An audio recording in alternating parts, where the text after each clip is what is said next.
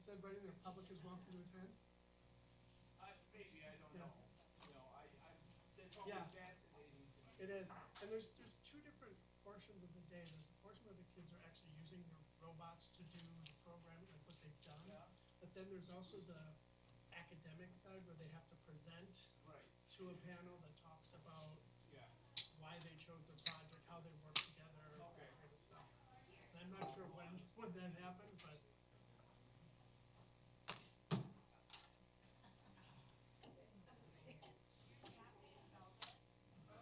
dollars. I didn't hesitate. That's the first.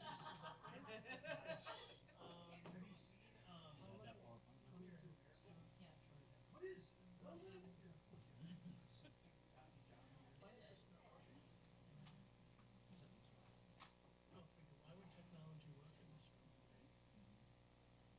There. Okay. You only have there's only that one. Just that one. They will hopefully this will work better when. It'll be a smooth transition to your presentation. Awesome. And the clicker's up there on the phone.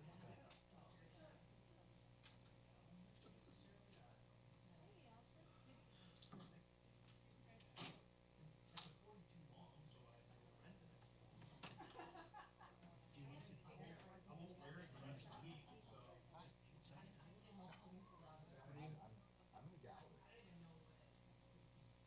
was just like, The cheap seats.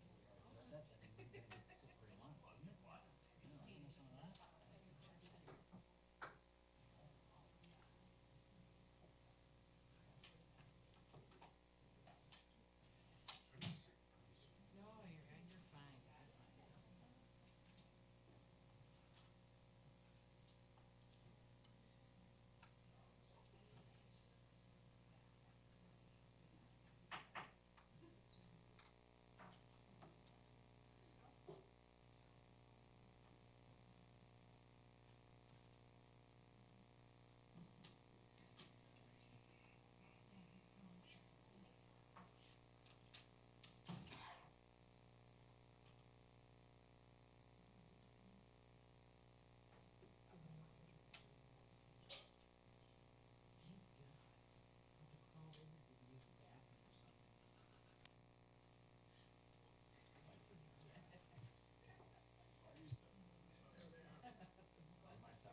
my second one.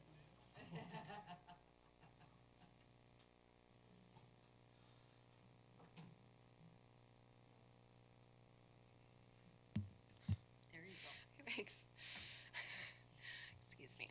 I welcome everyone. I will call to order the Personnel Policy Curriculum Committee meeting, which was duly noticed on December 2nd, 2022 through posting and notification of the press in accordance with Wisconsin 19.84. Notice is hereby given that school board members who are not members of this committee may attend this meeting so as to constitute a quorum of the Board of Education. Any such board member in attendance will be for information gathering only and will not result in direct decision-making by the Board of Education at the committee meeting. I do have a safety message for you. I promised recently at our last meeting that all of the safety messages that I'm doing this year will be to talk about pedestrian safety for our students and families coming and going from school grounds and also for our community members at large. This particular meeting, I am talking about some specifics regarding age, and I'm going to read to you from a handout that I have here. This is from Safe Kids Worldwide, and there are some stats that I'm going to be reporting.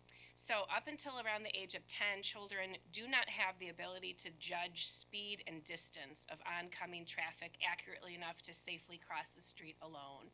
That age kind of surprised me, because of course many children are crossing the street alone much younger, but even up to age 10, they cannot judge that. Which is why safety experts recommend that younger children always are accompanied by an adult when walking near roadways. Something else interesting, between the ages of 11 and 19, children not only grow in height, becoming more visible to drivers, but they also continue to develop and master the skills that are critical to pedestrian safety, including sharpening their processing speed, attention, reaction speed, and decision making. Yet, the injury data suggests that even as children grow and develop in ways that should mitigate risk of pedestrian injury, they are actually at an increasing risk for pedestrian injury with each year of age. Given that developmentally they are more able to correctly judge traffic, other factors must be at play. The literature suggests that key among these factors is a correlation between age, independence, and risk-taking behaviors. Basically, the thought is that as older students continue to age, they are likely to be much more distracted as they are walking, crossing intersections, and so on and so forth, particularly with digital devices, headphones, and the like. So I think that tells us that regardless of the age of the person on the street in the intersections, that we as a community have to work together to watch out for all of our children, whether they are 5, 10, 15, or 18, or all of our pedestrians, because there are lots of reasons that they could be at risk for injury. You may hear this again at another meeting. Thank you so much. Moving on, I need a motion to adopt the December 5th, 2022 agenda as presented.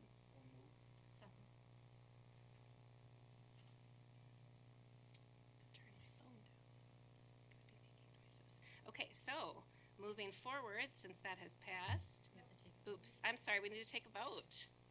I was distracted, my phone started making noises, I hadn't silenced it yet. We need to take a vote. All in favor of the adoption of the agenda, please say aye. Aye. Any nays? All right, so moved. Moving forward to 1.4 on the agenda, high school course changes and new course proposals. So, good afternoon, everyone.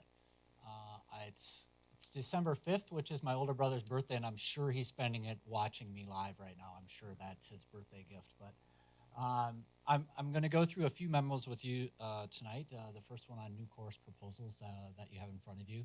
We really don't have very many new courses for the coming year, but I do want to go through them real briefly, just so you're aware, and we'll see if I'm the correct way up. So the process really starts, in fact, even that is off. We already have people talking about new courses for the 24-25 school year and what those might be, and even beyond some. So it's always kind of a process of thinking about this and kind of going through of who gets communicated with all the way through this fall, and then it eventually getting through the C&I team in the fall, getting in front of the directors in November, and getting in front of you either November or December to approve new courses. And one of the things that I know you may be thinking of, like, well, when do we get rid of some courses? And that is something that we are slowly beginning to do and start to look at our pathway work to find out which courses do not make sense either from pathways or sometimes just honestly strictly from interest of several years of students not taking them. So the new courses are just these, and I'll go through each one real briefly. Elements of Dance. So Elements of Dance has been a course in the past at the Parker Arts Academy. What we'd like to do is offer elements of dance for folks not in the Parker Arts Academy. It will be an elective course. It would be a course that students at both Parker and Craig could take. We don't know how popular this will be. We are not sure how many sections we can run, but other than knowing it will likely be limited because of our staffing, but it is something we would like to throw out there as an opportunity. So that's one course. The other one is AP Pre-Calc, and I'm just bringing this now to you, but it will not be offered until 24-25. The reason I'm bringing it to you is we're going to start working on that. So AP just released AP Pre-Calculus. This is not a course that has been available in the past through College Board. We would like to begin working on this, and part of the reason we're bringing it as a new course and offering is we don't really want to put a whole lot of work into the work that would go to figuring out, well, what are our textbooks we would use, what's curriculum we would use, how it would go through that AP approval process if we didn't think it would end up getting approved. Serenade Choir is technically not really a new course. it's sort of a new course, and I wanted to make sure we brought it so that we didn't look like, well, what is that? Both the courses at both Parker and Craig have done a really good job of getting more aligned in what the course description is and what the expectations in the courses are. So we've done a few renamings, but Serenade Choir is technically new. And it will eliminate us having mixed choir. And part of this is just due to I don't know if really getting with the times in naming things. Right, there used to be things with boys choir and women's choir and all this sort of thing. And while that was somewhat helpful, it really wasn't accurate. The choirs were really based on voices. And so that's really what Serenade Choir is getting at, is the voices involved. Acting 3, Parker Arts Academy, we've had Acting 1, we've had Acting 2. If you're going to continue to go through that, Acting 3, so that is a Parker Arts Academy only course that we're offering. And then Spanish for Heritage Speakers 3, and the reason that we're offering this is we have a number of students, English language learners, that really need this one more step before they can access. And in particular, it's for students who come to us with a low access level of the English language. And so what this is helping us do is just build up their skills until not only can they access the English language better, but they can write and read in the Spanish language better. Most of them come to us being able to speak it very well. It's a process of, well, can they write it and can they read it? And so this is a course that will likely only run at Parker High School, and that's because Parker High School has a much different population of English language learning students that are enrolled there than at Craig. And as far as new courses, these are the only new things that we would ask would appear in the course guide.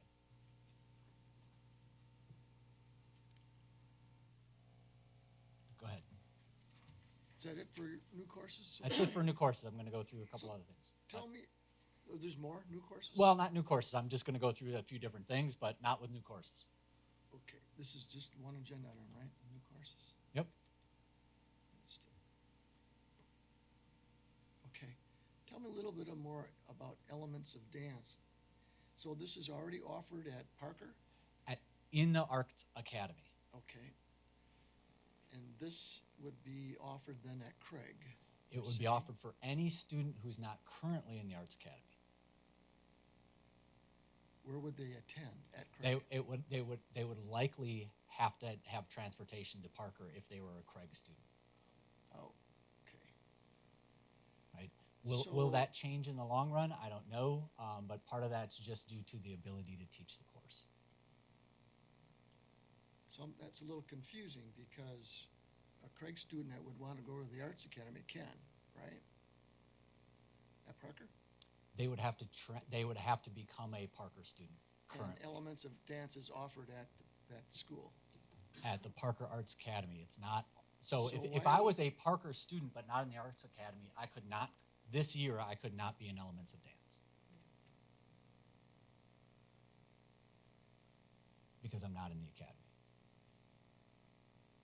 If that makes sense. No. So you're saying you have to be in the academy to take elements of dance regardless? Currently, yes. Currently. And you're saying we're offering elements of dance for anybody. You don't have to be in. That's what we would like to try next year. I see. But if you're at Craig, you have to provide your own transportation to get over there to take that elective course. Currently, yes, and that would be the case. Sometimes, obviously, we're able to, we do this virtually with a lot of courses. Pretty tough with dance to do virtually. But we do this, right? We have a lot of courses that are offered at one building or the other. A lot of times we're able to run them virtually. Obviously, with elements of dance, we cannot. And we really don't know. I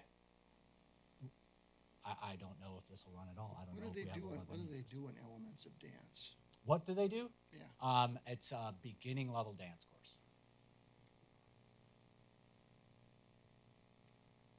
So it's above my skill level. Mine too, but I'm just trying to think through this, how if we're, yeah, if we're already offering it, but you have to be in the academy, Mhm. which has a limited enrollment. Mhm. So we want to offer this at Parker to get kids that may not want to enroll in the academy, but want to take dance. Correct. Do we have to hire additional staff to do this new class? We will currently not do that, right? We will limit the number of students, right? If we had 100 students, yes, we would. We would just limit the sections so that we could do that with our current staffing, which we would do in other courses as well. So for instance, if we had 300 students take Intro to Ag, we are not going to hire extra ag teachers and do all that. We would limit that to 5 sections and offer our other courses of ag as well.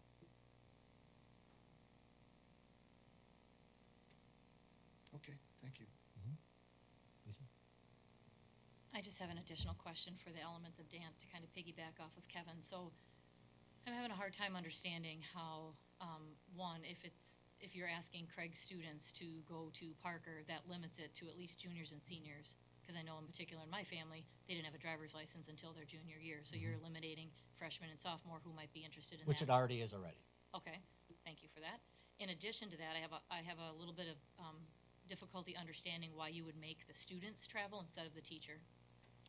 Yeah, part of it is that it will eliminate a time they could be teaching.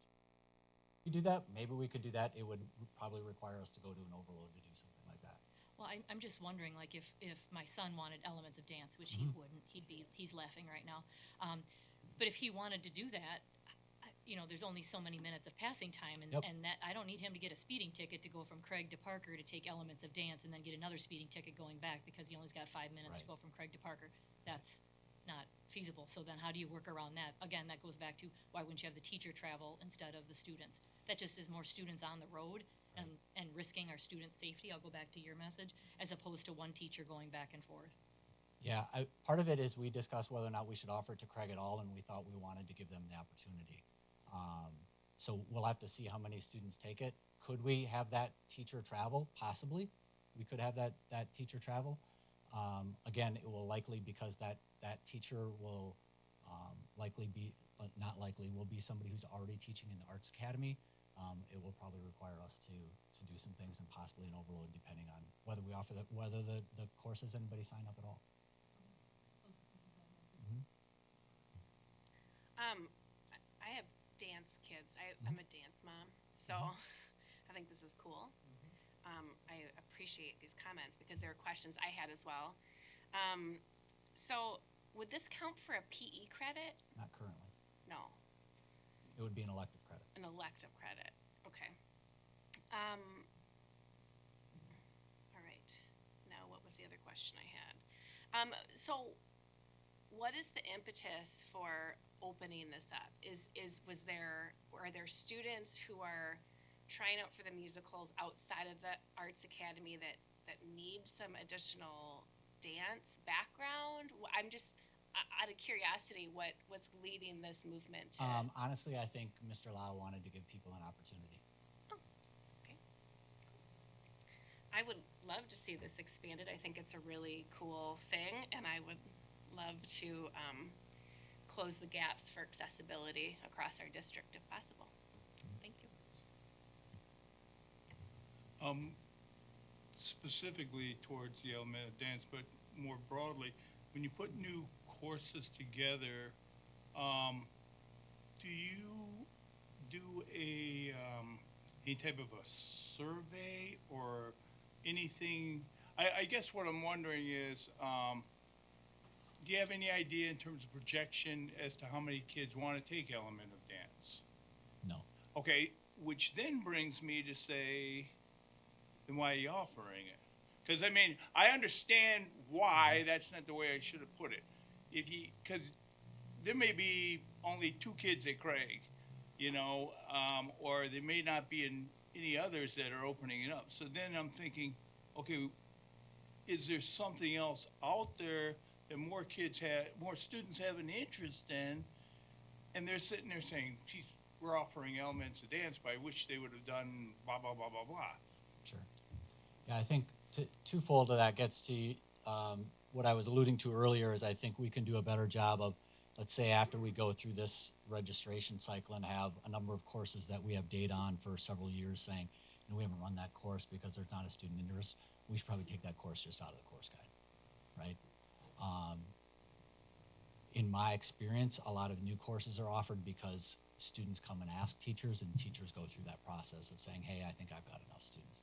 In this case, I believe it was Mr. Lau looking to increase opportunities for students. So that somebody had some feelers out there that said, there's interest out there. Yes, That's what I was wondering, if you know, somewhere, you know, our students are being able to say, similar to, I guess if you go to a conference or, you know, I go to a convention every year, what would you like to see in the future offered?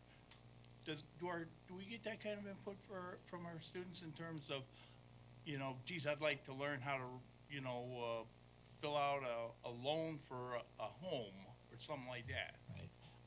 Globally, that's not something we do. Maybe more at the macro level in classes. I think teachers, particularly elective teachers, get that feel pretty frequently, even if it's just anecdotal. Thank you. Can you review for us our policy or administrative regulation or our guidelines we use after the students go through course selection and we determine whether or not we're going to offer a class or not? So it kind of gets to Commissioner Hanimel's point, whatever class, geez, only 10 kids sign up, now we have to, because aren't there ratios or levels of determining whether or not we have a Yeah. course or not? Yeah, you have board policy that says at the high school it's up to 30, but for specialty courses, we typically look at a 20 student threshold to run the class. But there are certain exceptions, like capstone classes. There's certain pathway classes that we have to accept, because if they don't have that class, then the students can't take that last class in the section. So that's always in the staffing. Thank you. So I'm assuming under that policy that if we don't have 20 students sign up for elements of dance, we aren't going to offer it, Historically, that's what we've looked at, yes. or any class. Mhm. Other than The exceptions. there are right. some exceptions, capstone, AP classes perhaps. Okay, Correct. thank you. Yeah, it's a somewhat complex process because it's not just on student interest, it's also on staffing. But, okay. Next piece, this is just really informational. These are not new courses. All of you have heard several times, you've heard of our global business strand in experiential learning. Elevate is how you're more familiar with it. One of the things that Chris Madkey and I have been working on is expanding experiential learning. And so we are hoping to pilot some things next year. That will depend on student interest. That will depend on overall staffing. One would be business innovations, which would be much more in the marketing area. One would be an ag academy, which would involve AP environmental science and getting students solving some problems in agriculture. And one would be aspiring educators. And we've had a version of inspiring educators in the past. It's never run because we haven't had enough student interest.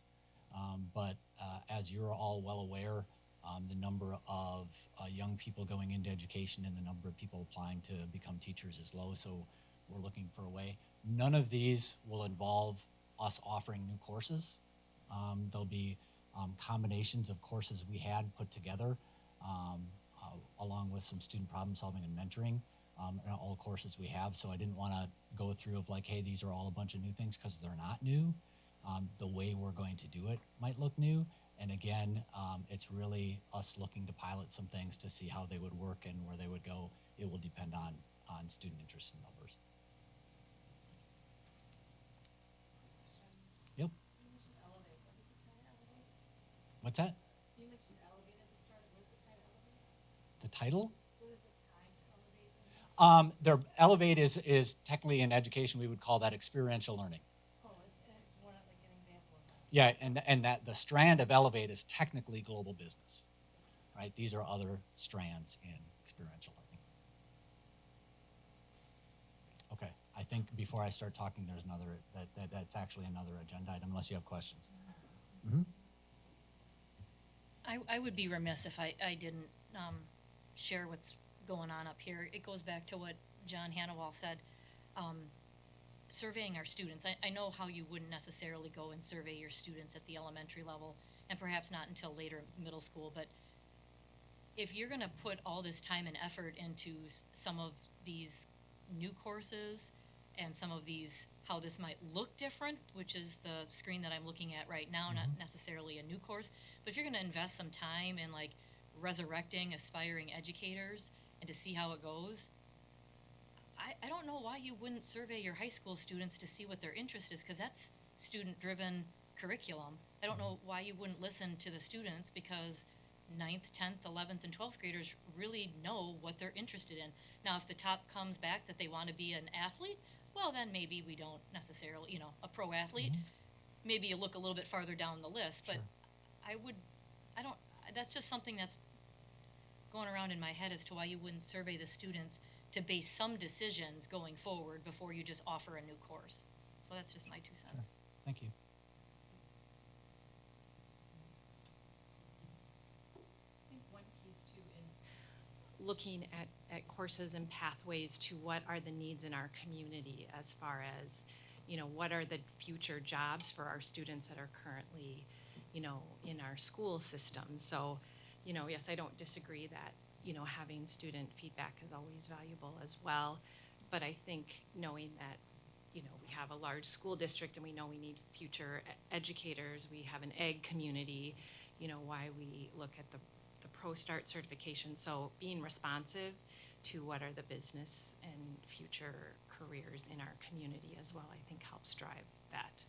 And I appreciate that from a technical education perspective, but I still think there's some way, some creative way that you could create a survey that would integrate, and maybe, I wouldn't have the survey open-ended. I would help guide the students as to these are the main industries that are in, or career pathways that might be an option for you, and then have them select some of the highest ones. Because if you leave it open-ended, you'll get a pro athlete. Right, That's what I right. want. Well, there's no Yes. pro athlete We've jobs experienced that as in the well. Janesville School District.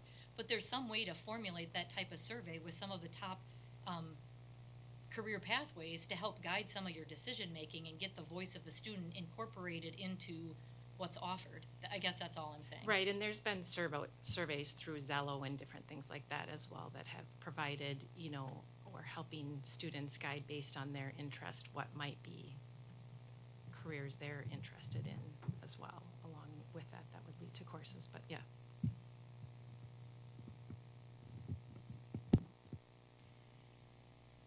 So our students will be course selecting real soon, right, for the Correct. fall already? So we'll know by March 1st if we're gonna have Dance 101, In that general area, yep. right? So I'll be looking forward to hearing about that. I would be really curious to see how that goes or not goes. So somebody help remind me, because I'll probably forget. Thank you. What's that?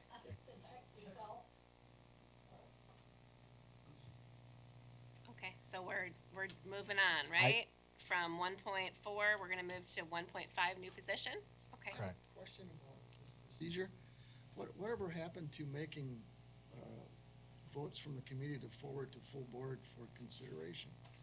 We don't have any action on our agenda. Yeah, So we do have that with the Neola policies. The rest of this is mostly information, and the high school course proposals are always approved by the board, so that doesn't need to be approved by the committee to go to board. This is just information prior to the board meeting for you to consider and discuss. Well, all right. Then why are we having it at the committee? If the board has to hear it all, so now we gotta hear it all again. So that's, my point is, then we're taking up these individuals' time too. If we don't have any decision-making authority in this, or moving it yes or no to the board, why are we even talking about it here? That's just my point.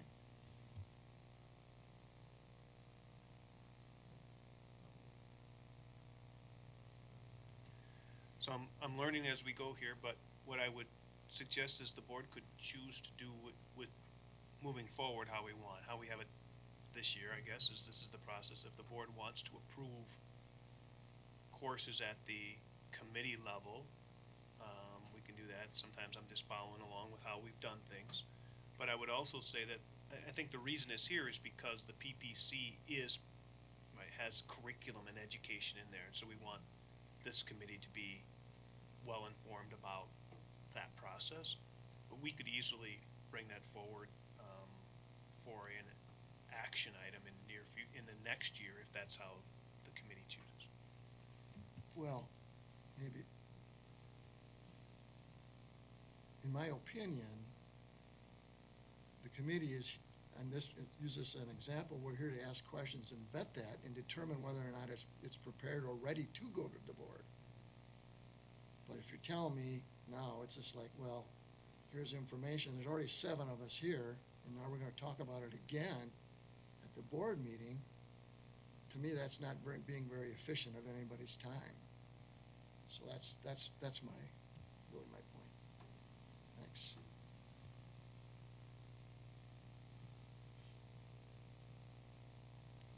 Thanks, Kevin. I appreciate that, and I think we'll be contemplating that going forward, what that means. Okay, we're moving on to new position 1.5. So you have a memo from Scott, I believe, about a work-based learning liaison position. So I'm going to talk a little bit about that, and then you may have some questions about it. So the work-based learning liaison position really is intended to be a school-based position. Currently, for work-based learning, which are things like youth apprenticeship, co-ops, and that sort of thing, we do have staff members at the high school levels that are usually given release time to do that, and by that I mean they're given a period a day to do so.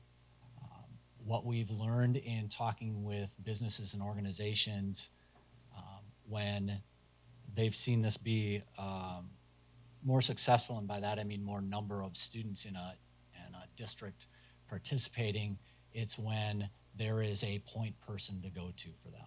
And currently we don't really have a point person that is directly involved in YA. We have several point people that are involved in that. And so part of this is we would like to have a point person that would really be housed at Craig and Parker, and then at times being at our charter schools to make sure that all of our students are aware of the work-based learning opportunities, make sure staff are aware of work-based learning opportunities, and then also be creating, really as a liaison to organizations and businesses about work-based learning opportunities. If we are able to expand things in experiential learning, they would also do some work there in finding organizations, businesses, for our students to have projects with or have learning opportunities with. But we're really just looking to, reallocate is probably the wrong term, but it's something like that of we do currently have some people doing this work. We would just like to consolidate it. I know several of the people that are doing this work are also on overload currently. They're doing good work with the very limited time they have to do it. And with a 47-minute high school class period for them to get out and do a reasonable visit of somebody at a YA site and then get back is asking a lot. Hopefully this increases our opportunities. Right now we are averaging about 20 students in youth apprenticeship. For the last 3 years, we currently have 21 students who currently are enrolled in youth apprenticeship. That doesn't mean not all 21 will finish. We haven't historically had everybody finish who starts. That's where we're at. There are certainly schools that are significantly smaller than us that have 60 or 80 students in work-based learning opportunities. and YA, and we would like to see if we could find ways to increase those numbers. Currently, what we would do, because we would like to have this position start, hopefully, early in the 2023 school year, or not school year, 2023 calendar year, because in order to get signed up and working in youth apprenticeship, there is a timeline you have to follow. Most students, in order to have a successful YA experience, youth apprenticeship experience, really need to start putting their hours in the summer in order to get to where they need to be. So that's kind of the timeline of where we'd like them to start. Currently, we can fund this position just due to positions that currently aren't filled in our district. In the future, this would be something that we would budget for as moving forward. So that, I don't know if I missed anything that we had talked about. People have questions? Chris, excuse me, Chris, what would the qualifications of that individual be? Do they have to be a certified teacher, or could this be somebody, you know, that has, for instance, Liz's husband, who's run a successful business in the community? Yeah, so you know, ideally, this person would have some outstanding qualifications that we probably couldn't afford. But I think you're exactly right. In my mind, what I'm thinking is we're looking for somebody who is somebody who can sell things to kids and businesses like nobody else, right? They may have a certification in education. They may not. If they do, it probably allows us a couple advantages here and there, right? Because that's what it is in education, right? Certifications matter, and you can do certain things that other people can't sometimes. But we'll be able to work around that if we have to, and use other people's certifications and that sort of thing for, you know, whether it's documentation or forms and that sort of thing. But ideally, we'd like somebody who's really good. It really is a sales position in its probably truest form.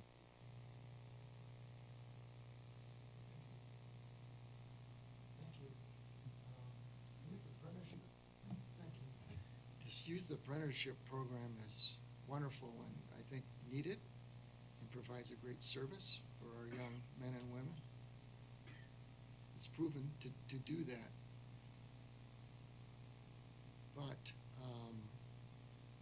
again, this kind of regresses back to my position on how our committee functions. See, there's no action here for us.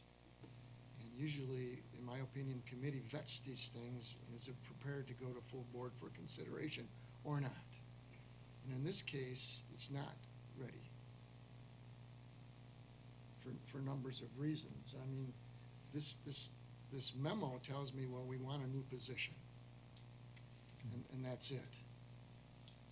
There's no job description, there's no salary schedule, Sure. there's no minimum requirements for hiring. How does it fit into the flow chart of the existing people that do this work? Is this a coordinator position? Is it a specialist? It's a liaison. I don't know that we have any other liaisons and what sort of title that gravitates towards salary and benefits. How many hours a week do they work? How's it funded? How's it paid for? Do we have a cooperation with Forward Janesville like we learned they wanted to do to help pay for these things?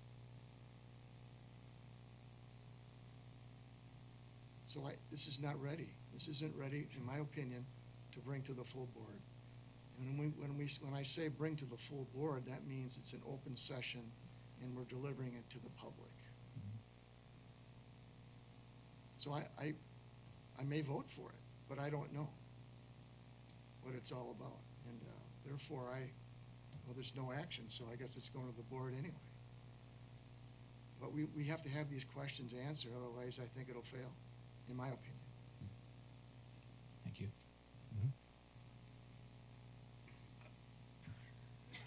Okay, I'm learning a little bit as we go here on how we want the committee to move forward and how the board, but I would say, in response to its moving forward, well, it doesn't have to move forward to the full board if in fact the committee is not satisfied with the information they have. We just will add it to the next, the minutes will move forward to the full board for approval, meaning that we talked about it and the committee gave recommendation to the administration that we need more information. That we can do tonight. If we're hearing from the full committee that that's not what we want to do, we can move that forward. I think we're also trying to temper the conversation of, before we create a salary schedule and a job description, of which we do have, should we give that to the board before you approve the position? That makes sense. Like, well, should the position be approved before the job description is there, or you give us permission to approve the job and then we'll give you the job description? So there's a little bit of, how do you want to handle that? And so I'm learning as we go, and so I'll definitely take feedback so that we make sure that we're better at this as we move forward. Well, in my mind, it's pretty simple. If I go home and say, hey, Dawn, I'm gonna buy a TV. Okay, go ahead. And I come home with a 70-inch screen TV and all the bells and whistles, and she goes, holy cow, how are we gonna pay for that? Well, you said it was all right, I go buy a TV. You didn't tell me what my guidelines or parameters were. So yeah, I think the committee and the board need to know up front, especially it's policy that we approve new positions. How can you ask me to approve something I don't even know what I'm looking at? That's just my opinion. Thanks. I would like, sorry, I would like additional information too, because I think part of the questions that I had were some of the concerns that were already voiced. But one in particular piece of information that I think would help all school board members is, in a district this size, what is the approximate number of students that are in youth apprenticeship programs? Because I think this is very much needed, and I'm in support of it because of the fact of how our industry partners are in workforce shortages in certain career pathways, and they are hurting badly. So we're being, as Allison said earlier, responsive to our industry partners in our town and in our surrounding communities. But I would like to know, comparable size districts, what does their structure look like in regards to, is it a coordinator, is it a specialist? And then how many students do they approximate? Because I know there are other, just because of what I do during the day, I do know there are other school districts who do a phenomenal job with youth apprenticeships. So I do know that the position is probably needed within the school district, because those districts that I'm thinking of are much smaller than the school district of Janesville and doing a wonderful job for their students. So I think this is a wonderful opportunity to consolidate all of those little pieces that maybe 5 or 6 people are doing, because when you spread it that thin, in my opinion, they might be doing an outstanding job, like you said, Chris, but they're not doing a concerted effort because they're not I don't want to say they don't talk to each other, but they're all just doing it piecemeal. So to be more efficient and to make those outcomes even better, it does need to be probably centralized. But I would like to know more information, like Kevin said, about number of students in comparable districts. I'll go out there on the record saying I would like to see a job description, because I want to see everything. I'd like to see, you had mentioned how it would be funded this particular calendar year of 2023, because you have unfilled vacancies, so that creates revenue in the payroll. I get that. But then what I would like to see going forward as a school board member is, what does the longevity of some of these new positions look like, so that we can see as a school board where that funding is coming from. Sure. So that we can make an informed decision, because I don't want to sit here and say, yep, Chris, this is all good, go hire somebody, and they're hired for 6 months, and then in 2023, 2024, we don't have a plan to continue that role, and we just are stepping backwards in time. So I'd like to have all that information, and it would help me make a decision moving forward. Chris, as Superintendent Holzman said, if we as a committee said, bring this back next month to us with more detail, as everyone has said, does that give you and administration enough time then to still create the position for the time frame that you have in mind? I mean, I think we could pull that off, Okay. particularly if we had a PPC meeting before. I mean, if we're gonna continue this, it would be presented at PPC and then go to a board meeting as long as PPC happened before a board meeting in January. Thank you. Because I do respect, going off of John's comment, I do respect your timeline. I know that you have to follow a timeline, and in order for this to be successful, when the youth apprenticeship opens up and when students start registering, it is March, so you would want somebody in that time frame for March, because I'm familiar with that they do the majority of their hours in the summer, Right. so that they can lead in and jump in full throttle in the new academic year for the fall. So I'm respectful of that. That's why I appreciate your comment, John, if that provides enough time for you to provide us more information so that we can still perhaps keep with your timeline. Sure. Thank you. God, I must be in kind of a weird mood tonight, but, God, you know,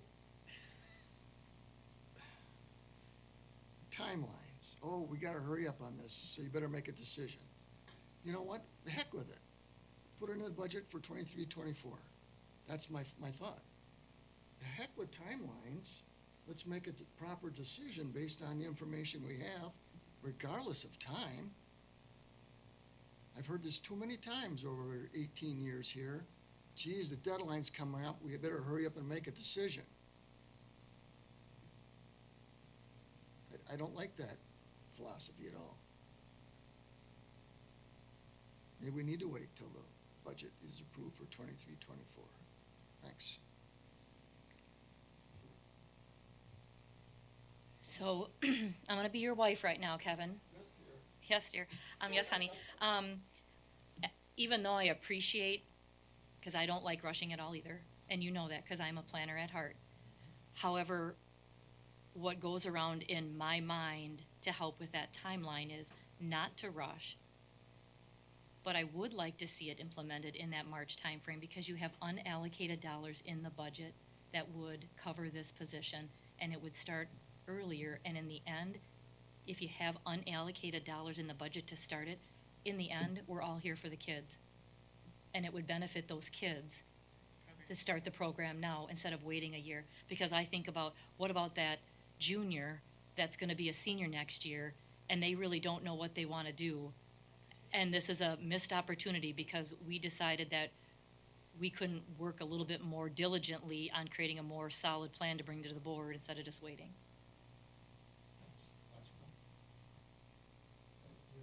You're welcome, honey. So, this is great.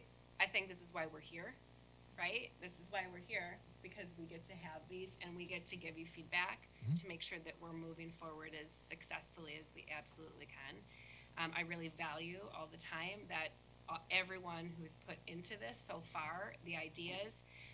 I know Angela Pakes from Forward Janesville sought me out, gosh, this summer to talk about the fact that we really don't have a strong program for this work-based learning compared to what's going on. And our community, our business community is noticing. We need to catch up. So I am in favor of this. I'm a business owner. I appreciate it. I'm also an educator, so I understand all of this. You have my support. However, all of our committee members are saying we definitely need this to be fleshed out with more solid details, because it's hard to make a decision about something that we don't really completely understand the parameters of going forward. One question that I had, so there's two current roles, Craig and Parker. What's happening with those individuals? How are they, is that being removed? What's going on with that? Yeah, so, like I said, several of those individuals are already on overload, so it will just allow them to have a regular schedule if we remove this, and how that works. But our intent would be that we would likely reallocate that time towards either teaching classes if we have registration numbers to teach those classes, or other duties that would take place. This is kind of a weird question. This is the business person in me. Is there any way that this is like a revenue opportunity, adding this to the district. I don't know what made me think about that. Are there any districts that have any type of business support from business communities that are participating? I don't know if that's even an appropriate thing. I'm just curious. I'm always looking for ways to help our district be as financially successful as possible. Yeah, I wouldn't say it's a revenue opportunity. Youth apprenticeship placements are reimbursed from the state at a rate that oftentimes changes based on the number of youth apprenticeships. But I wouldn't say that is not the reason for us to try to increase our youth apprenticeship offerings and numbers. Yeah, of course. It's always about our students and their learning opportunities. It just, I was just thinking, business ties and, Sure. just as a curious way for funding this program, we kind of commented over here in thinking about funding down the road. Obviously, if teachers are on a work overload, we're going to be saving some of that money. Some of that money is going to be reallocated into this position anyway that we're already spending. So Sure. that's something for us to keep in mind too, as we are talking about how this is going to be funded going forward. I don't know if there's any other questions. Chris, is there a cap on the number of students that can be in the apprenticeship program, similar to the Parker Arts Academy? It's limited to the number of students enrolled at the high school. You have to be you have to be a junior or senior to be in a youth apprenticeship. So it's really every junior or senior in the state of Wisconsin is eligible to be in a youth apprenticeship. And we only have 21 We amongst currently our have 2 21. schools. God, that's unbelievable.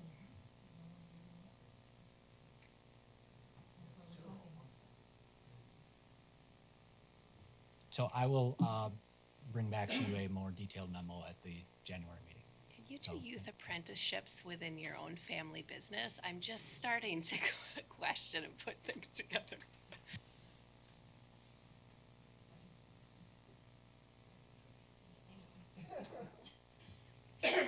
If I would just add, so what I would ask then from the committee members and any other board members present, if there is specifics, we'll want to make sure we're getting the details you have for the next PPC meeting.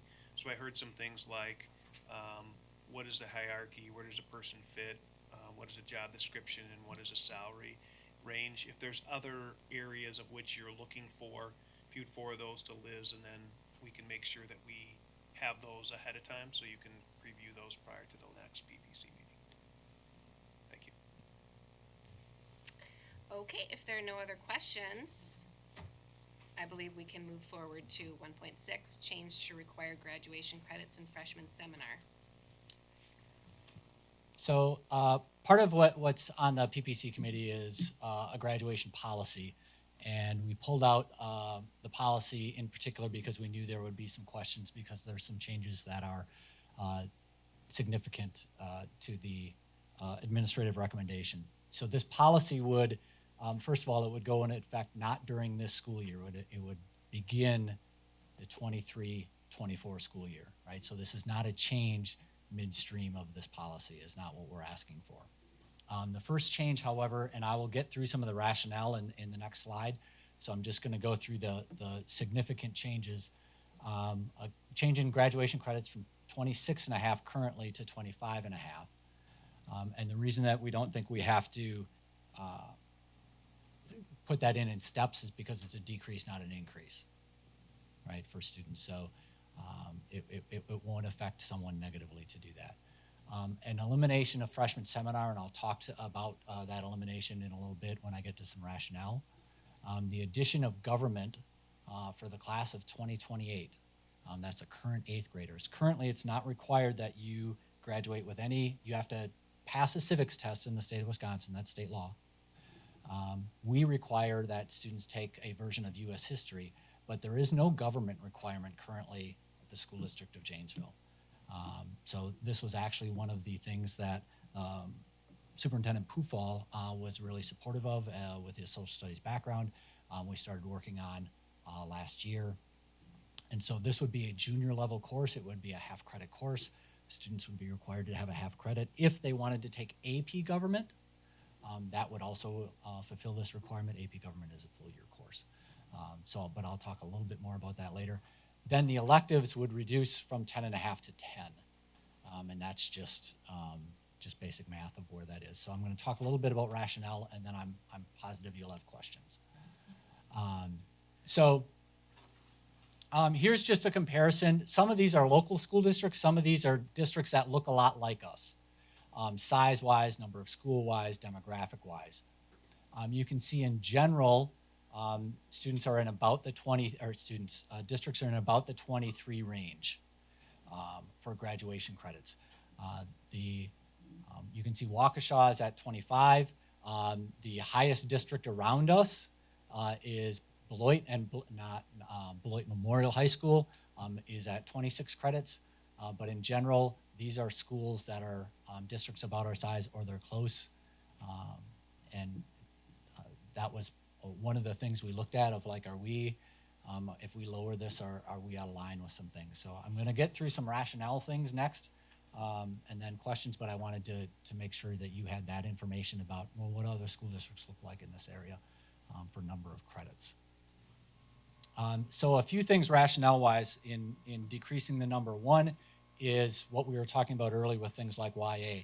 It is difficult for a student to be a youth apprenticeship participant because of the time that they need to leave to do that if they're going to do that, right? If they don't have enough summer hours, or if they're doing it over 2 years and didn't get summer hours, they need to leave school early enough to go and get that, and that's not a benefit credit-wise, so there's classes they can't take. The same thing happens for things like Start College Now or Early College Credit. If they have to take a course, and they're taking a course, whether it's at UW-Whitewater, whether it's at Madison, whether it's at Blackhawk, and it happens to be that that course is offered during the day and they want to attend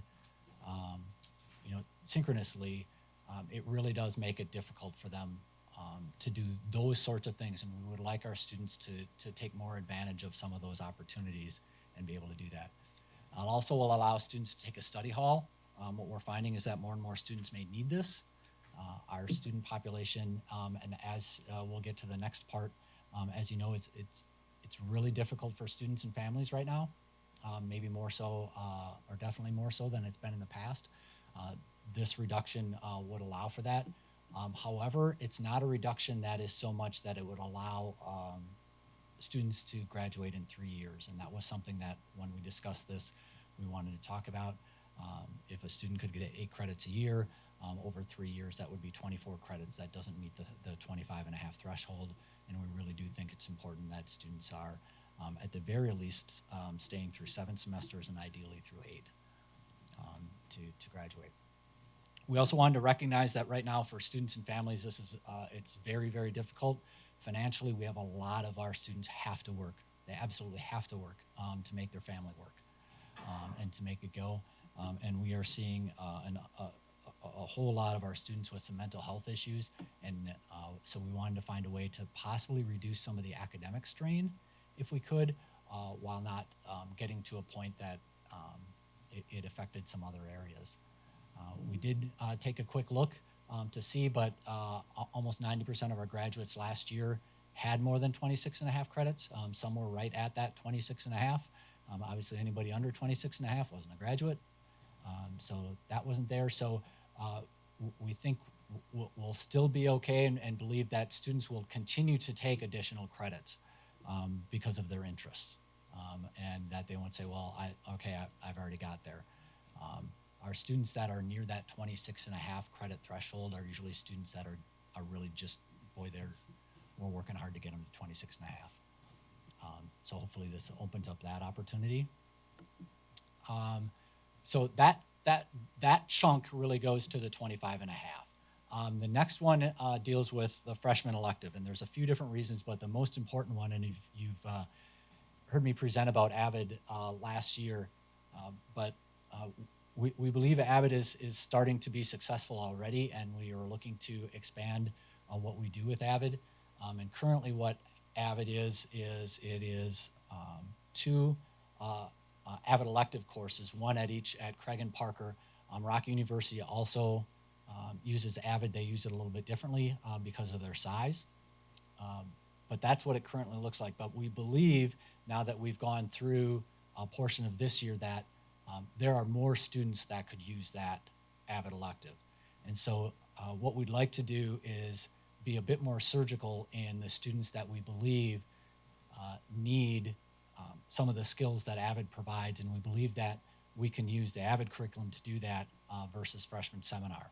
And part of the reason we want to be a little bit more precise with that and not just say, well, we'll just have all the freshman class take AVID, is one of the proponents and how we will continue to work through AVID is we will get to AVID school-wide, which means there will be a lot of AVID strategies, which are strategies often in writing and inquiry and reading, collaboration and organization that will be incorporated in all of their core classes. So instead of these skills being taught in isolation sometimes, they'll be taught in classes, and there will be the opportunity to apply those skills directly in that classroom. So that's the reasoning behind the freshman seminar is we know that we would like to continue our AVID journey and expand AVID, and we believe that in doing so, it may make sense for us to eliminate the requirement of freshman seminar for our students. And then the last thing before you can get to questions is the government. Really, one is it aligns to standards currently to meet our government standards. We are just kind of inserting them into classes in order for students to get that unless they're taking AP government. This will allow us to have a separate government class or AP government. It also aligns with what is a requirement at most high schools is that they have some sort of government requirement for graduation. I'm sure you have questions. So is this a math problem? So you take away freshman seminar, which is 0.5, and reduce the election by 0.5, and then add in government? Yeah, it's not. Get to 25.5? It's not really so much just math. It's one, we had a desire to reduce the overall credits for a variety of reasons. One being we wanted students to have opportunities outside of just the four walls, right? And also having a recognition that school itself has become very difficult for some of our students and families. So that's the 25.5. The government and freshman course, while it's all happening at the same time, are separate. Were separate decisions. So they were all kind of separate. It just happens to be that all of these are in one policy. Thank you.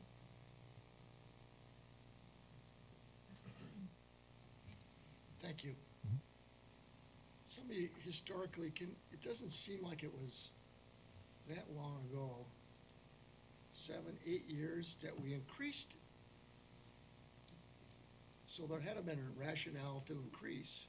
I wish I could remember what that was. I think it probably had to do with academics and rigor and keeping his kids in school and engaged. That's my best guess. So now we're saying, well, I guess we don't believe in that philosophy anymore. We have to let our kids get out of school because we have 20 or so engaged in youth apprenticeship programs, and some kids work. Well, believe it or not, kids have been working since I can remember. So I'm a little confused on that direction. Children that are like me don't need another study hall, because that would be, I struggle using study halls, and I bet there's a lot of kids like me. They need a little more structure, because I know what goes on in study halls. I've got a granddaughter at Craig right now. She's doing really well, and the staff and everybody's wonderful. And I talked to her about freshman seminar, and she thinks it's great value. Communication skills, leadership skills, how to communicate verbally, non-verbally, how to take an interview, how to do it digitally, on and on and on. And these are the things, it's interesting how these things parallel that business want. These are exactly the top 1 or 2 things that they wish the school district and society would focus on. These very things. and I'm not sure what AVID is, but I've heard this before too in other programming, when it comes to health, I think it's health. Well, we're gonna integrate health into every other subject as well, and that's how we kind of dealt with the health program. And in this case, I'm just not in favor of eliminating freshman seminar. You know, these 14-year-old young men and women coming to a high school for the first time, I think need formal, direct instruction on these items. And not just kind of whitewash it into the rest of the curriculum and give them an extra study hall Well, and and all those other things. right, and that I'm understand, hearing. it's not So, requiring them to take a study hall. that is true. So we're not saying they But have if you to. give me the option of taking another class that I don't have to take and take a study hall, I'm taking a study hall. That's just me. Sure. And I was not an A student. At best, I was a C+B student, but I tell you what, you show me where the minimum line is, I'm gonna go there and I'm gonna try to get a little bit under that. Thank you. I'm gonna just pop in because I have something to add about freshman seminar too. And so I have questions about what this is gonna do to freshman seminar. I have a 10th grader at Craig, highly motivated, 4.0 student. I thought, sure, freshman seminar, this is gonna be a joke. It was very, very beneficial to her. There was a lot of soft skills, many of which she already had, but she definitely saw the benefit to the class. You know, they were practicing formally writing an email. A lot of students just don't learn these skills. They don't have someone who is mentoring them in their life, which is why I'm sure we introduced this curriculum. So I have absolutely, even my kid who's getting the support at home and would have been taught these things, is seeing the value. While it was an easy class for her, it wasn't like a heavy loaded class, there was always lots of positive engagement, and I always heard commentary about what was happening in the class, and it was very positive commentary as well. So that's a big concern that I have, just having a high schooler. I've had 2 children attend Craig High School, both going through freshman seminar, and I'll echo Liz's example. It was very beneficial for them. Not necessarily students that would get those AVID strategies, but still needed someone other than mom to tell them, look somebody in the face, here's how you interview. There is a support system there at my house, but there isn't a support system in the majority of the households that we see kids coming from. So I for many, many more reasons, I would not get rid of freshman seminar.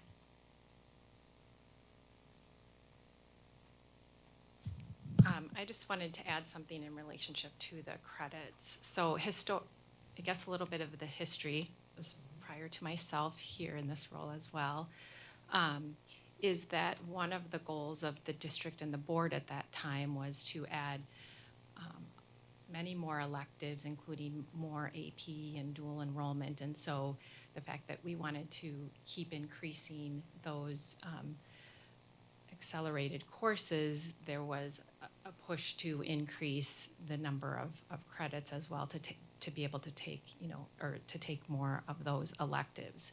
So I think that our goal, of course, is still to allow opportunities for students to accelerate and have opportunities in AP and dual enrollment. I think that what we found, though, too, is just adding courses doesn't necessarily make doesn't make the course selection for students more of a cohesive plan. So just as we go back to some of the things about the courses that we're adding and why are we adding them, because we're looking at creating pathways and we're looking at connecting courses that make sense in a pathway to help students take, if they choose to, high school is also an opportunity to explore and take other courses, but also if we want them to really have some experiences in whether I want to be an educator or whether I want to go into the medical field, that we're selecting courses that create a pathway for student to have that experience so they make a better educated decision when they graduate. but by adding lots of different courses that were not necessarily in a sequence or a pathway, didn't kind of bring opportunities for students to have, and select courses that maybe made sense for them as they think about their future. Having too many courses can also create another issue rather than being very, very comprehensive in understanding what we're offering and very strategic in how we're offering courses to help our students make better educated decisions when they graduate. I just think of that 14-year-old walking into freshman seminar and never being in high school before. I'll go back umpteen years. I was scared out of my mind. To be able to have a space and an instructor that would help guide you through that, because the 14-year-old Lisa is very much different than the 14-year-old that you have now facing in front of you as an educator. I am in agreement of perhaps lowering the graduation rates. I would just ask for you to look at a different course to reduce other than freshman seminar, because I do see the benefit for all students to have that baseline foundation entering high school, and thinking of all of our industry partners that are asking for those soft skills, that course covers everything. I think that's really important, and I think if you surveyed all of your industry partners, they would say that is probably their number one opportunity. I had a plant manager tell me, I can't get kids to arrive on time. I can't get kids to speak in a sentence. Freshman seminar helps with that.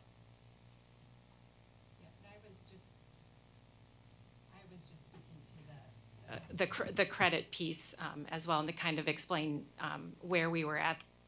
Just our goals have shifted and changed, in where we were at 7 or 8 years ago and where we are now. So, but it wasn't specifically, yeah. So, yep, thank you, Lisa.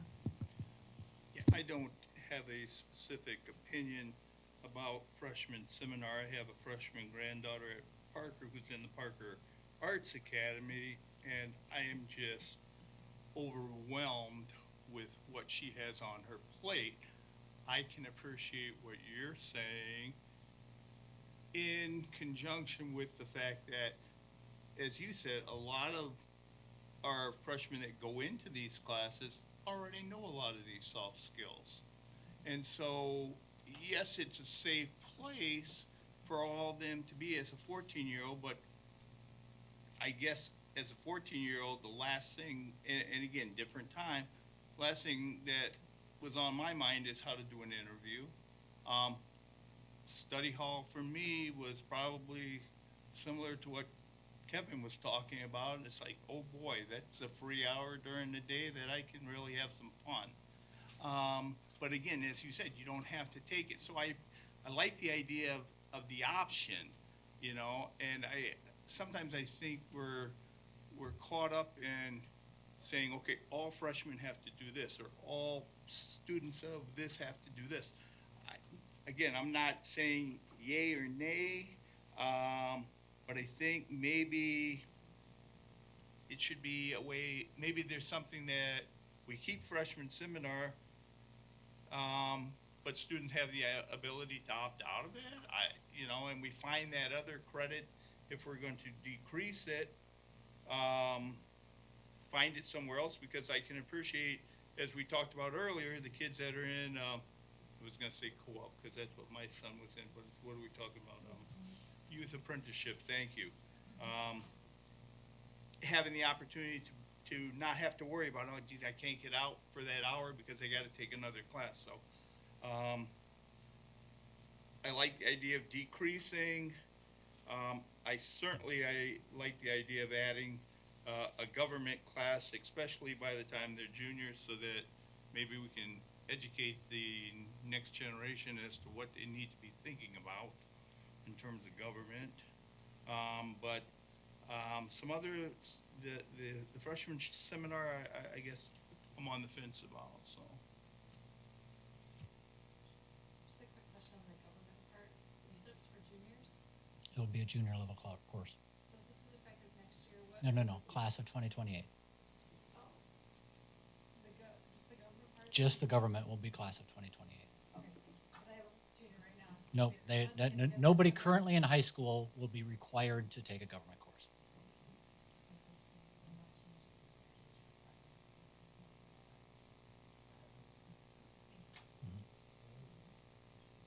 As they would not have been able to plan for that.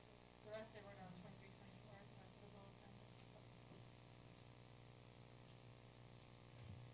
I have a question, freshman seminar, and so the idea is that many of the students that are in Avid currently, we're noticing that they don't need freshman seminar because these strategies are being taught in Avid, and so then they're also having to take freshman seminar while they're taking Avid, and so then is that one of the problems we're seeing? Yeah, so one of the things we will likely do if freshman seminar stays is we will not require students in Avid to take freshman seminar. That was gonna be my, recommendation going forward, so that's great to know, thank you. AVID stands for Advancement via Individual Determination. It is a long-standing, I would say 30-plus year program that many schools use. It's new to us, but it is intended to identify students who historically have not either completed high school or gone on to post-secondary schooling and give them that opportunity. They originally started and targeted students who were first-generation post-secondary students. It has since evolved, and while it still does that, to become a school-wide program because there's a lot of AVID strategies that were taught to students that necessarily weren't used by all of their staff members. So of using some research-based instructional strategies for all students. One of the things that is our schools are focusing on right now are called focus notes. In the core areas, students are required to take notes. In a variety of areas, they're required to review their notes. But a strategy that we hadn't done school-wide in the past that we're trying to adopt. So that just an example. It's much larger than that, but that's it in a nutshell. And we'll have some students come before the board sometime before the end of the year that are currently in the elective and talk to you more about their experience. Elective? The AVID elective is a half-credit course for one section of students right now at Parker and Craig. And those students are invited and apply to go. We don't, right, it's not mandated. We're not mandating them to be there. Those students and their families chose to do so.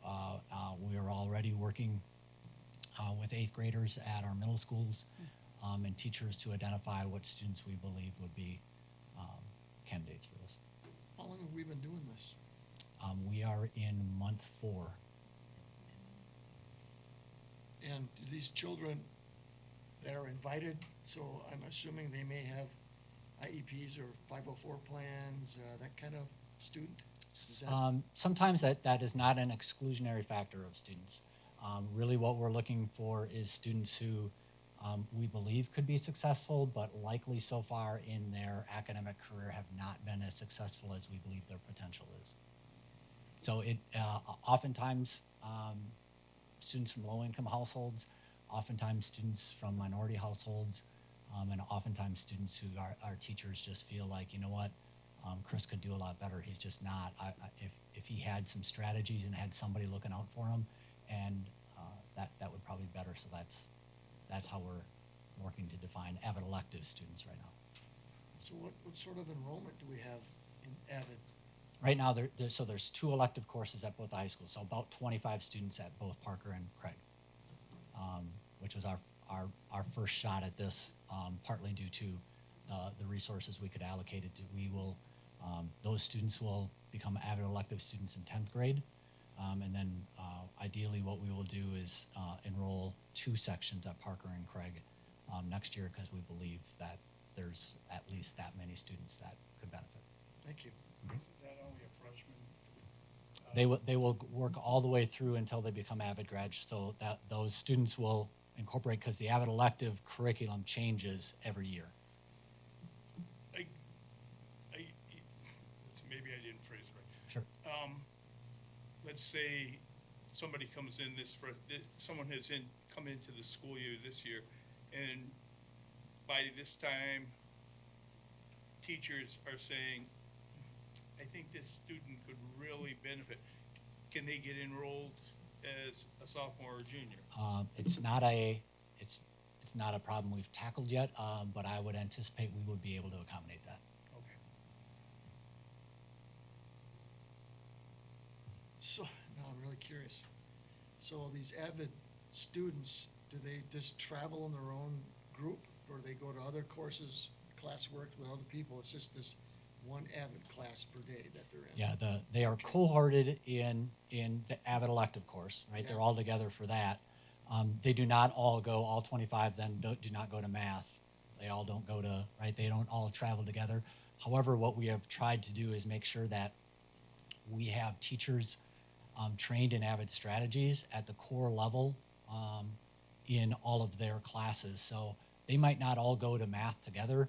Ideally, they will all have a math teacher who has been trained in Avid strategies. Kind of sounds like a charter school, Um, or school within a school. If we Not as still have much that because they're not all together, right? It's everything, but I understand that sentiment.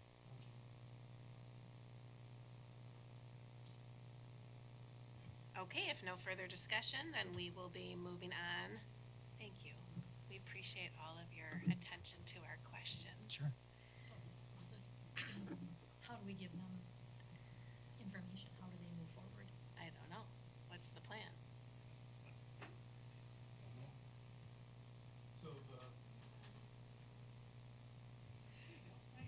All right, so the plan would be, this would take effect if the board moved forward the policy. So the next piece on our agenda item would be to review the policy, right? After staff, would be to review policy. And it's the initial read for policy. So this becomes one of the several policies that are in there. And if you look at graduation, these are a first read proposal to the board. The board could either accept what has been brought forward or make a recommendation for adjustment to that policy. And then that would potentially either move forward to the full board for consideration or not move forward to the full board for consideration based on what feedback we got at the level for policy. Does that sound? So basically, when we get to 1.8, we could pull graduation requirements. We could, or amend, right? It's a recommendation for upgrading a first policy, yes. Okay.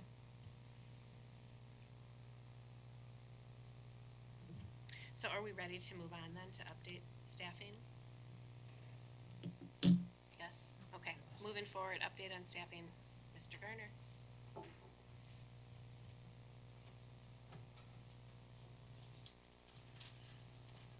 Good evening, everyone. I sent you just an email to summarize all this because I don't expect you to memorize all the numbers that I'm going to throw at you here. But in past at PPC, we've done a staffing update just to tell you where we're at with hiring, how many unfilled positions and such that we have. So currently, since July 1st to this day, because it does change almost every day, we have hired 266 new staff members, which is approximately 17% of our entire workforce. That is on target with normally what we look at every year based on different variety of reasons why people leave or join us. Of the 266, we've hired 118 teachers, 24 administrative support staff, 87 paras, 24 food service, and 13 custodian positions.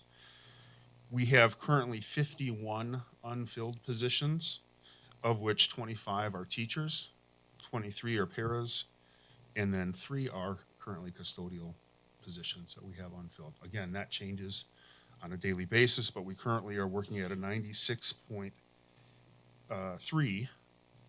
fill rate right now with our entire workforce. Questions? Yes.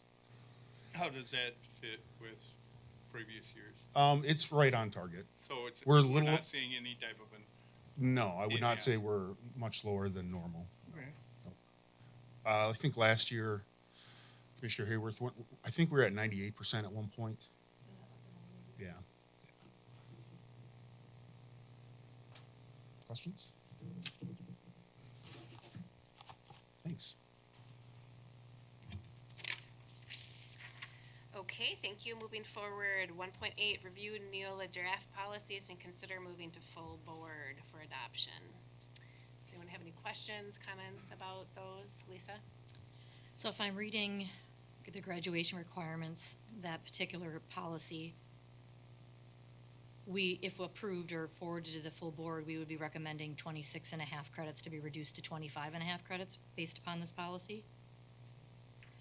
I also think that I would like clarification that if we move this to the full board, I don't see freshman seminar on here, so freshman seminar is eliminated, correct? I would ask that I make a motion to pull the graduation policy.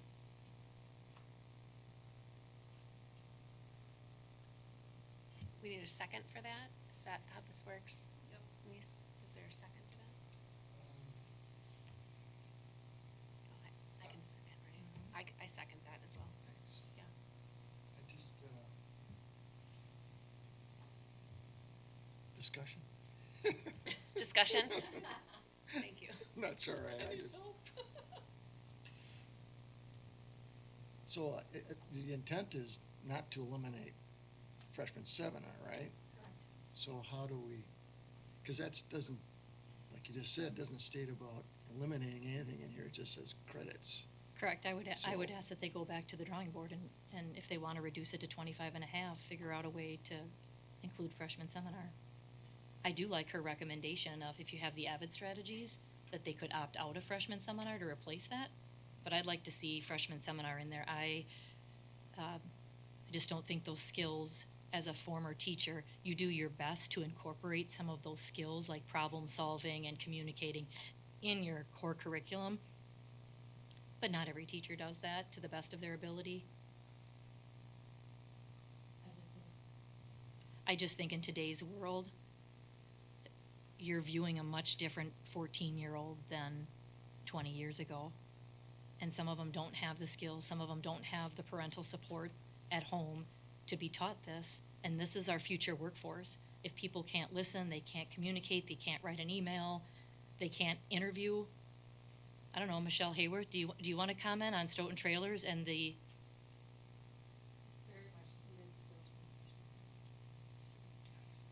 So I would ask that they go back to the drawing board and not eliminate freshman seminar, but make a exception for those students that were in AVID strategies. I think that's a wonderful recommendation and compromise. This goes broader, but I think it goes to what Kevin was talking about earlier. The reason I didn't second is not necessarily, because again, I think we all have issues or some concerns with the graduation recommendations as they've been laid out tonight. However, I think, and I brought this up last year in a committee before they were formed, I think when we have things like this,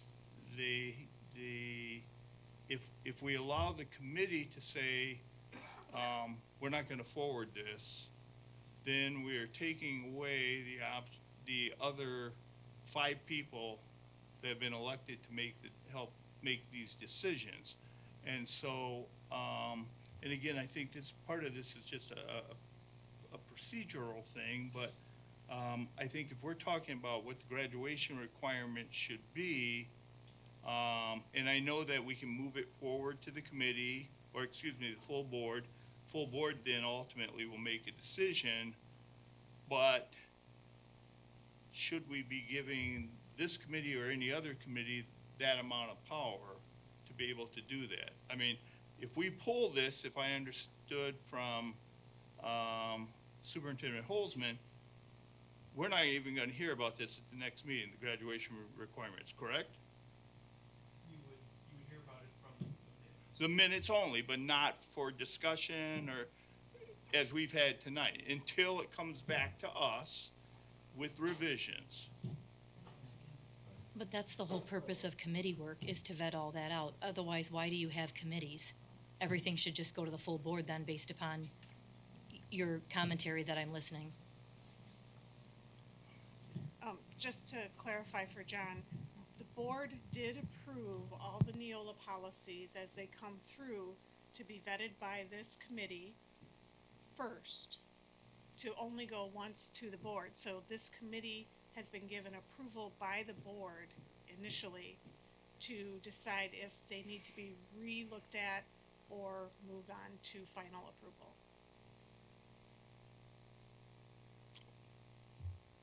Given those parameters, I guess I understand, but and it's not, and again, I'm looking broadly here versus not only just with graduation, but with other things that we've talked about, where a minority of the elected board has the power, which apparently has been given to them by the full board to make a decision. Not sure where I want to go. Okay, thank you. Just want to clarify, so our intent is to direct administration to come back to the, this committee with this reduction, but don't reduce freshman seminar, find something else. And then here we are, well, this next one, is that one all right or not? Is that one all right or not? But, okay. Is that, okay. What do we, I'm lost. Tell me, what, do we need to vote? Do we? Yeah, we still have, Three of those. we still have three other, policies, I believe three, is that correct? Three other policies that I have not heard any concern or questions or objection to, so the board could potentially move those forward in a group.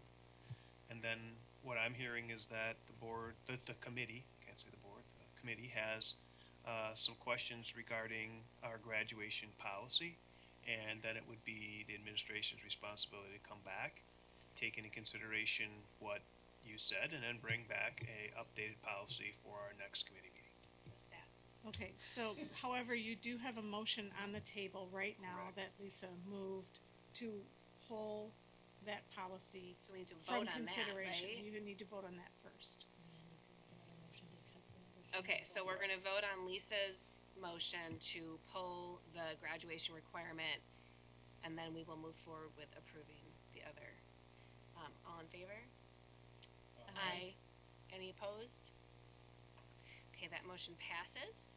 So now we need a motion to approve the remaining Neola policies that have been presented to us. Are there any questions? So move. Second. All in favor? Aye. Any opposed? I was an aye, by the way. Forgot to say it. Okay. Moving forward to announcements and updates. Are there any announcements or updates? We do, then if there are none, moving to 1.10, the next meeting, we do need to discuss when our next meeting. Ms. Jensen, the tricky thing we've run into for January is that our scheduled meeting is during a day that school is not in session and we're not open. So, which would have been January 2nd, which is a Monday. So, we need to find a different date because we need to move forward. We need to hold a January PPC meeting for a number of reasons. What, the ninth? I personally have a conflict of interest. Another night would be better. I could make that happen if need be. Are there any other? What about the fourth? I'm available the 4th. I'm available the 5th. I don't know what our committee's availability. I want to make sure that we're doing the appropriate thing for all of those involved. Are there any suggestions on picking these dates? It's a little difficult when we're just like at a meeting. It We is. all have our calendars, though. I would recommend boardrooms are open on the 4th or 5th. The 4th would give, or the 5th would give you a little more, the coordinators a little more time we could still have it on the 4th and post it on the 3rd easily. I am available the 5th at 4:30. If others are available. I am, but Wednesday would work better. Okay, I don't know what other people. okay, Just need to confirm that people who are gonna Yes. present are gonna be there. yes. 4:30. We typically have them, isn't it?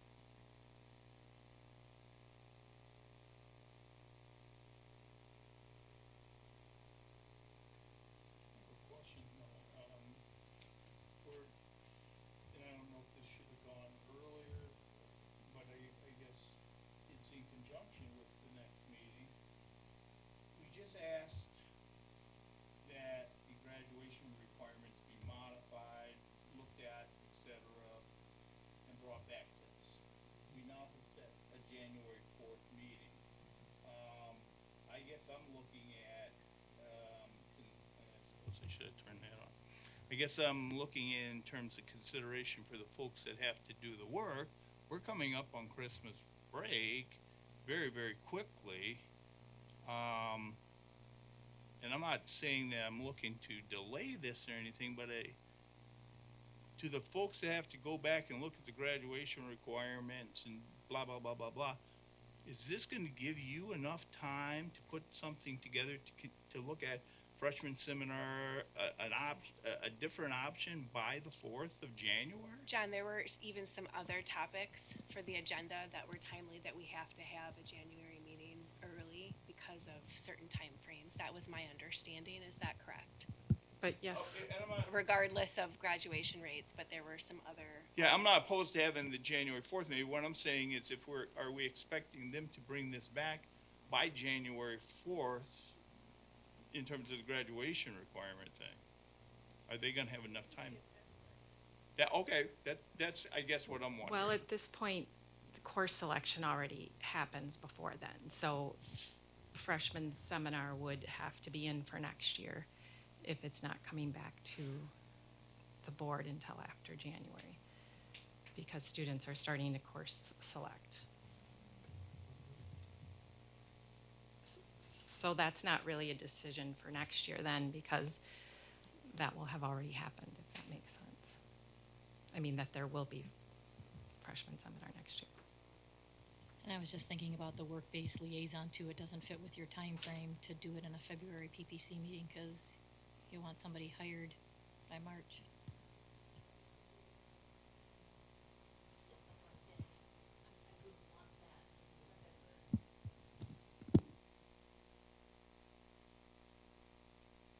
Okay, so are we set then for PPC January 4th at 4:30? Okay, thank you, everyone. I believe we are ready to adjourn, yes?